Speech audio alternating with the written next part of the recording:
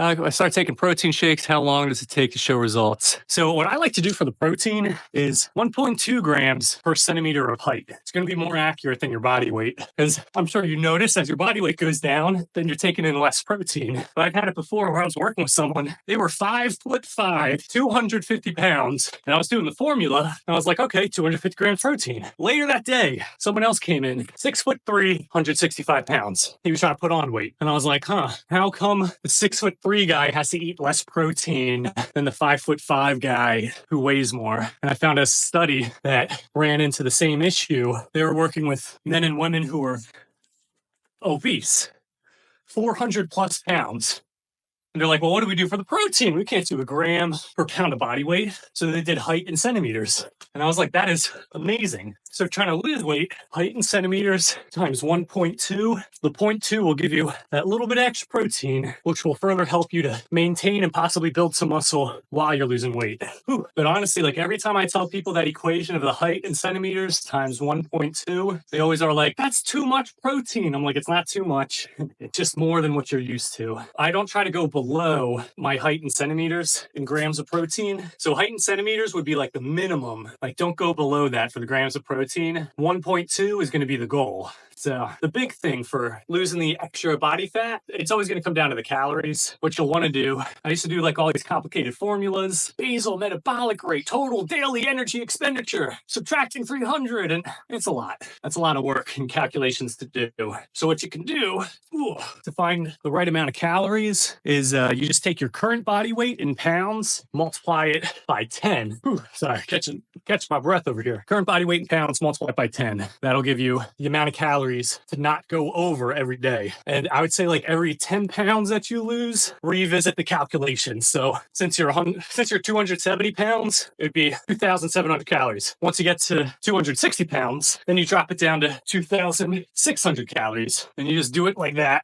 If you feel like you could lose a lot of weight more quickly, you could do your body weight times 8, but I don't like doing it that way. That's pretty advanced. Plus the formulas for 10 times your body weight, much easier. So at least like what I tell my clients when it comes to losing weight, like losing body fat, as soon as you hit your protein goal, you have the option to eat food to get to your calorie limit if you would like. So with the example of 2,700 calories, let's say you're got the protein shake, high protein breakfast, high protein lunch, another protein shake, protein bar. Next thing you know, whatever, you're at your calorie goal, 225 grams protein. If you have like 500 or 700 calories left in the day, you don't like you could just say, hey, I'm done eating. I'm profit off of the extra deficit that I just created there. Because you hit your protein goal, you're good. You don't have to eat more. The danger comes when you're getting close to or you hit your calorie limit, but you haven't gotten to your protein goal. Ideally, you want to get to your protein goal before you hit your calorie limit. And the thing that's also cool as well, like when I was on my fat loss journey in the beginning, I had like protein shake for breakfast, hit the gym,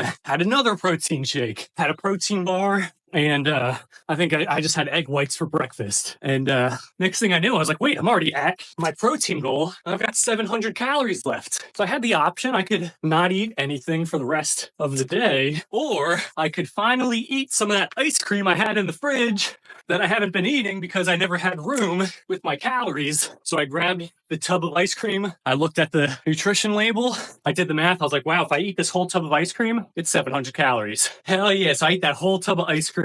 Woke up the next day, still had gotten closer to my goal despite eating a whole tub of ice cream. The reason why is because even though I was at my calorie limit, the calorie limit still puts you in a calorie deficit. So I was able to eat the tub of ice cream and still be in a calorie deficit, which is why I woke up the next day and actually got better ab results. Now, if I didn't eat the tub of ice cream, I would have seen some more results. But, sometimes you gotta treat yourself. So I was like, I could eat the ice cream. So I did. What got me into fitness? I was always like overweight as a kid. So I'd be hanging out with my friends, I'd be climbing trees, running, and I just couldn't. I couldn't keep up. If I just stood outside for too long, I'd be just drenched in sweat. Felt embarrassed about sweating so much and being so overweight. I wouldn't take my shirt off at all in the pool, at the beach, in the locker room. And one day over the summer going into high school, one of my friends was having a conversation with one of our other fat friends. They were talking about signing up for football. So when he signed everyone up, well, he signed me up for football too. And I was like, dude, we never talked about this. And he was like, oh, you're right. Sorry, it's just you and so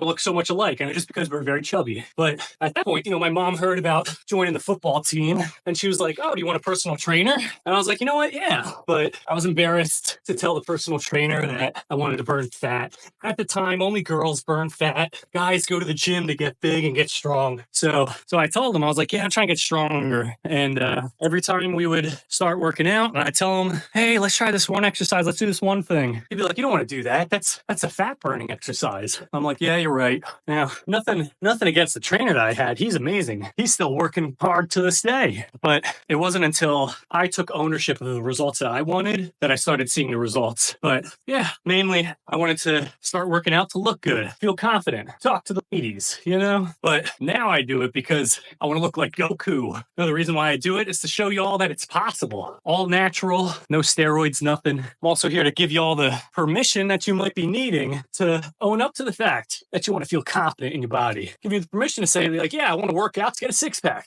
Yeah, bigger arms, to look good, feel good. That's perfectly fine. You're allowed to have that as a goal. And for the people that are like, for anyone that might critique you for that and say, that's selfish. You know what's selfish? Someone else not liking what your goal is and telling you can't have that goal. That's selfish. Like, excuse me, you are telling me what my goals should be? That is actually selfish because it's like you're telling me I can't have my own goal, but you can tell me what my goal is? No. Like, that's ridiculous. But not only that, like, in the beginning, you're going to have friends and family members being like, oh, wow, look at you, Mr. Healthy, going to the gym. Kind of like side comments, things like that. But eventually, you don't give up on it. You keep going. It becomes part of your identity because people are only saying something because it's conflicting with how they know you for who you currently are. But if you think of a version of yourself that's confident in their own skin, that's very healthy, what are they doing? They're probably going to the gym every day. They probably don't care what friends or family members say when it comes to getting in shape. So you just have to embody those characteristics, and then those characteristics will help you get that body. It's not, you don't get in shape, or you're not in shape and then you do the things to get in shape. It starts by doing the things that are required to get in shape. So you're going to be lifting, you're going to be eating the things that you need to eat, and you're not going to get the results right away. But it's by doing those things every day. It's by shortening the time that it takes from when you mess up to when you get back on the saddle that's going to give you that success, especially that last part. And I'll repeat it again, reducing the time it takes from when you get off track to getting back on the saddle. That's that time. That's where the success comes, from shortening that period of time. I've not worked with a single client that's been 100% consistent. I have worked with clients where once, twice a week, they fall off track, but then they get back on track the next day. Like, I would rather work with someone who gets off track maybe once or twice a week than the person who gets off of track once and never gets back on track. So it's inevitable. You will deviate from the plan, but it's like that saying for boxing where it's like everyone's got a plan until they get punched in the face. It's not about how hard you fall. It's about how quick you get back up. Like, those are all like very truisms, Definitely make sure, like, if any of y'all are trying to get in shape, like, that's what this channel is all about. Like, so if you want to get in the best shape of your life, you gotta hit that subscribe button. Then you gotta go to my playlists on my channel. And then if you're trying to burn fat, I got a whole playlist for burning fat. Trying to build more muscle, got a whole playlist for building muscle. You just got to be subscribed. You got to go to the channel, check out those playlists, and then do the things in them. I've had people in the chat like yourselves. I say this, and then they're like, you know what? I'm going to listen to Alec. I'm going to challenge him. I'm going to do the things he says. We'll see. They do the things. They come back a couple weeks later, and they're like, dude, this is crazy. I'm getting better results in the last couple weeks than I've did in the past few months doing my own thing. And it's like, exactly. That's why I be doing the videos. I just be sharing what works. I share the things that I be doing. Like in the live stream, it's like day, 53? Go to live stream all the way back to day 1. Like, one of the videos I'd be showing like how like my current physique is looking, and it's like, oh, hot bang. And like, this dude got some crazy good results going so far. It's like, yeah, just following the things I talk about in the videos. Clients, I tell them the same things. When they listen, they be getting the results. And that's kind of like the mantra that they'd be saying in the community. They're like, just listen to Alec. Just listen to Alec. And it's like, just listen to Alec. Just do the things and it'll be working for you.